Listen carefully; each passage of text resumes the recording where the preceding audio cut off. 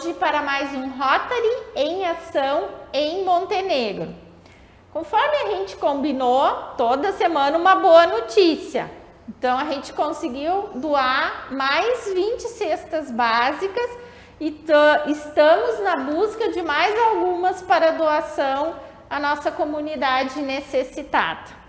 Está aqui hoje conosco o Dr. Felipe, que já vai fazer a apresentação dele, para a gente continuar aquela série de informativos sobre a Covid, sobre pandemia, nos seus diversos aspectos. Então hoje a gente vai conversar com o Dr. Felipe, que trabalha no HM e trabalha também na área de saúde do município, né, Felipe? Isso. Então, posso chamar de Felipe? Pode, claro. Apesar de muito jovem, eu já percebi conversando com ele que é um excelente profissional. Felipe, para que o nosso público entenda, eu sei que alguns já te viram aqui na nossa TV, mas de repente outros horários, quem é o Felipe? Quem é o Dr. Felipe? Meu nome é Felipe Canelo Pires, eu fiz faculdade de medicina na Universidade Federal do Rio Grande do Sul, fiz residência no Hospital de Clínicas de Porto Alegre, trabalhei alguns anos em Porto Alegre, região metropolitana, litoral ali, região carbonífera. Desde 2017 eu atuo no Hospital Montenegro, em 2018 me mudei com a família aqui para a cidade. Passei no concurso público da Secretaria de Saúde, então eu sou coordenador da medicina hospitalar do Hospital Montenegro e sou infectologista pela Secretaria de Saúde. Olha só, um jovem com esse currículo já, que legal. Felipe, já tem uma coisa para te dizer, a gente tem uma brincadeira aqui, não sei se teus colegas já disseram, quem bebe a água do Rio Caí não vai embora. Não olha, sai daqui. Eu já andei pelo Brasil todo e voltei, não sai não. Cidade pequena sempre tem seus lados positivos. A gente está gostando, né? Bastante. Que bom, que bom. Felipe, mas a ideia hoje é a gente falar um pouquinho sobre essa pandemia, sobre o Covid, para aumentar a conscientização das pessoas. A primeira coisa que eu queria te perguntar para a gente começar a conversar é como se dá o contágio. Assim, muitas pessoas já sabem disso, mas muitas, pelo que a gente vê, ainda não entenderam como que funciona. Perfeito. Então é bom para que a ideia é conscientizar. Então, se tu puder me ajudar com informação para esse sentido. Então, a gente já está aí com mais de um ano, né, de pandemia, então algumas coisas que a gente não sabia ou sabia menos no ano passado, esse ano a gente sabe melhor, né? A principal via de transmissão da Covid-19, do SARS-CoV-2, que é o vírus que causa a Covid-19, é por gotículas. Gotículas são pequenas partículas, né, que saem quando a gente fala, quando a gente tosse, quando a gente espirra. Então, essa é a principal via de transmissão da Covid-19, mas não é a única. Uma coisa que era uma impressão durante o ano passado e que acabou se comprovando em trabalhos mais recentes, né, é que a Covid-19 também pode ser transmitida pelo ar em algumas circunstâncias. Quais são essas circunstâncias? Quando a gente se encontra com uma quantidade muito grande de pessoas ou em ambientes fechados, que não tem circulação de ar adequada. E muito menos comum do que essas duas formas, também existe a transmissão por contato, pela pessoa entrar em contato com uma superfície que tem o vírus e levar a mão ou algum objeto, a boca, o olho, o nariz, alguma mucosa onde o vírus possa ter entrada. Então, o principal mecanismo de transmissão, gotículas, esses perdigotos, essas partículas que a gente elimina quando fala, quando tosse, quando espirra. Segundo principal meio de transmissão, aerosóis, o ar. Então, quando o paciente está com Covid, está num ambiente fechado, mal ventilado, o ar pode ter presença de partículas do vírus e essas partículas podem estar numa concentração suficiente para causar infecção. E a transmissão por contato, que era uma grande preocupação no começo, que as pessoas voltavam do mercado e passavam álcool 70 em tudo, tomava banho de álcool gel, né? Essa transmissão por contato, ela parece ser bem menos importante, bem menos frequente. Então, hoje em dia, se discute muito mais, se tem uma preocupação muito maior do ponto de vista de quem trabalha com isso, epidemiologistas, infectologistas, pessoal da microbiologia, em questão de ventilação dos ambientes, concentração de pessoas dentro dos ambientes. Então, maneiras de evitar isso é evitar contato próximo com outras pessoas, evitar aglomerações, evitar ambientes fechados e mal ventilados, fazer uso de máscara, higienizar as mãos para evitar a transmissão por contato. Ter uma higiene de superfícies, de ambiente, de material também é importante, mas é menos importante, porque se a gente conseguir manter uma higiene adequada das mãos, a gente não vai levar o vírus para nossas mucosas e não vai acabar se contaminando, né? Então, ele sai por aqui e entra por aqui. Isso, sai pela boca e pelo nariz, e pode entrar pela boca, pelo nariz e pelos olhos também.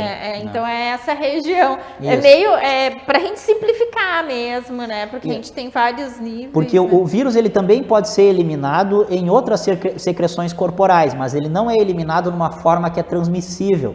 O vírus também é eliminado nas fezes, ele também pode ser encontrado ali, mas ele não está numa forma que ele consegue transmitir a infecção. Inclusive, uma das maneiras de se monitorar a prevalência de Covid numa população é medir a quantidade do vírus nos esgotos, porque as pessoas que estão infectadas, que estão contaminadas por Covid, elas eliminam nas excretas e tu consegue notar essa mudança de quantidade de material genético do vírus no esgoto conforme o número de casos naquela população vai aumentando, mas isso não causa transmissão por via fecal oral, como a gente vê em outras doenças virais, né? Olha só que interessante essa informação. Eu já tinha ouvido, mas ela é bem menos divulgada, né, Felipe? Bom, Felipe, a gente, Rotarianos, tá? Nós somos parceiros do Hospital Montenegro em algumas ações, da secretaria, a Cris, inclusive, já veio aqui, o João Batista tá para vir, né? A gente já trouxe outros médicos. E nós recebemos um informativo e eu tenho percebido que está havendo uma redução. Primeiro vamos falar nesse aspecto. Uma redução de casos internados e uma redução de mortes. Sim. Tu acredita que isso tenha sido gerado, tenha sido efeito, consequência desse nosso lockdown? Primeiro, a gente nunca fez lockdown aqui no estado, tá? Tem poucas cidades do estado que fizeram lockdown realmente. De verdade, vamos mas dizer. Eu acredito sim que essa redução do número de casos que a gente está vendo tem a ver com essas semanas que a gente aumentou as restrições, né? É uma doença que transmite de contato de pessoa com pessoa, então se tu adota medidas que reduzem a circulação das pessoas, naturalmente o número de casos vai diminuir, né? A situação em termos de número de novos casos, número de internações, número de óbitos, ela está menor em relação às semanas passadas, mas ela não está nem perto de estar boa. De um razoável. Exato, a gente ainda tem problemas seríssimos que têm a ver com toda essa superlotação e essa explosão de casos que aconteceu principalmente durante o mês de março, né? Nosso principal problema no momento, os principais, aliás, problemas no momento, são falta de leitos de UTI, a gente tem poucos leitos de UTI disponíveis, faltas de insumos, né? Alguns medicamentos que a gente precisa para tratar pacientes com Covid e com outras doenças, a gente está tendo dificuldade de conseguir, e principalmente falta de material humano, de pessoas que, pelo tempo da pandemia, pelos meses que passaram, é muito difícil de tu encontrar gente nova para assumir novas funções, né? As pessoas estão cansadas, as vagas estão saturadas e tu precisa de muita gente capacitada para tu poder cuidar desses pacientes. Então, eu costumo dizer que a gente estava 100% atolado e agora a gente está uns 50% atolado. A gente não colocou a cabeça para fora do barro ainda. A gente ainda não conseguiu sair, a gente ainda tem uma UTI que está funcionando acima da capacidade, com pacientes que acabam ficando na enfermaria com indicação de UTI, que a gente acaba segurando na enfermaria por não ter esse leito disponível. Não tem o que fazer, né?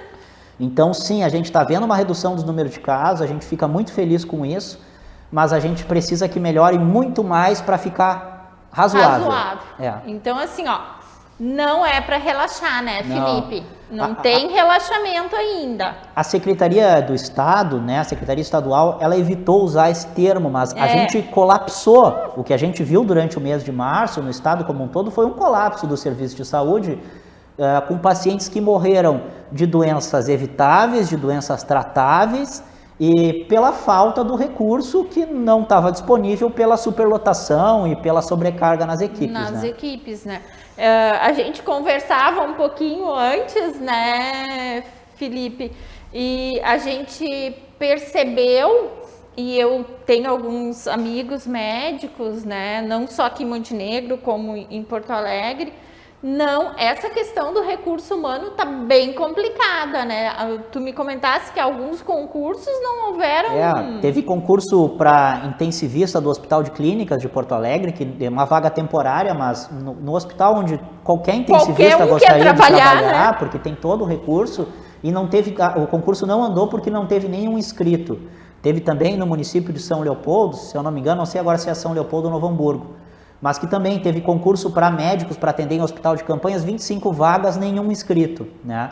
A gente no hospital tem dificuldade de fechar escalas de plantão de UTI, de plantão de enfermaria, de plantão de emergência, porque além de ter poucos profissionais disponíveis, qualificados para atender pacientes graves dessa forma, os profissionais estão cansados, estão esgotados e estão sem condições de assumir novas demandas, então fica muito difícil de conseguir material humano, né? É que numa situação dita normal, que já é complicada, né, que a gente sabe que a saúde é complicada, né, Felipe, a gente que é leigo, a gente entende assim, eu preciso monitorar o paciente 1 hora, mas nessas situações extremas com essa pandemia, eu acredito que dobre a necessidade de ficar...